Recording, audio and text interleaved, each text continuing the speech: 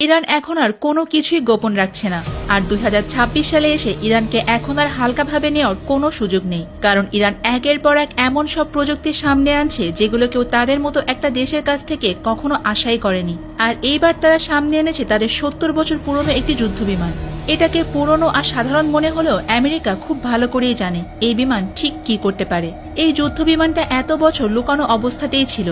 শেষবার 90-এর দশকে এই বিমান বহু গুরুত্বপূর্ণ মিশনে অংশ নিয়েছিল। তখন একে বলা হতো ইরানের আকাশের রাজা। কিন্তু সময়ের সঙ্গে সঙ্গে বিমানটাকে আর দেখা যায়নি।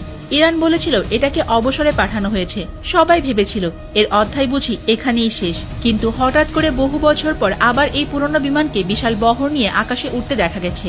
এই খবর ছড়িয়ে পড়তেই তো সবার মনে একটাই প্রশ্ন, কোনো ঘোষণা ছাড়া আবার আগাম সতর্কতা না দিয়ে ইরান হঠাৎ করে কেন এই যুদ্ধবিমান আবারও নামালো? বিশেষজ্ঞরা বলছেন এই বিমানটা এখন আর আগের মতো পুরনো নেই। ইরান তাদের পুরনো যুদ্ধবিমানকে ভেতর থেকে পুরোপুরি বদলে ফেলেছে।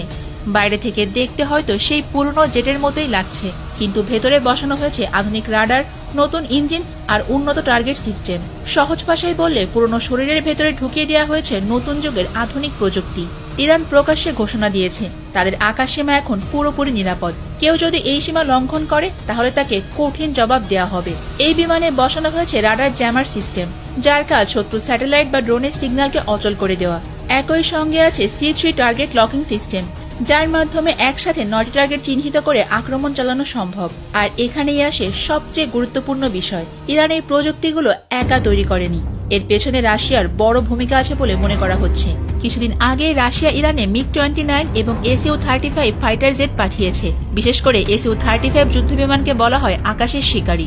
Su-35 যুদ্ধবিমানের সর্বোচ্চ গতি ঘন্টায় প্রায় 2400 কিলোমিটার, অর্থাৎ শব্দের গতি দ্বিগুণেরও বেশি। এতে রয়েছে থ্রাস্ট ভেক্টরিং ইঞ্জিন, যার কারণে এটি আকাশে অসম্ভব রকম কৌশলে দিক পরিবর্তন করতে পারে। শত্রুর মিসাইল লক করলেও মুহূর্তের মধ্যে দিক ঘুরিয়ে পাল্টা আক্রমণ চালাতে সক্ষম এই বিমান। সবচেয়ে ভয়ঙ্কর বিষয় হলো এর ইরবিস-ই রাডার সিস্টেম। এই রাডার একসাথে প্রায় 30টি টার্গেট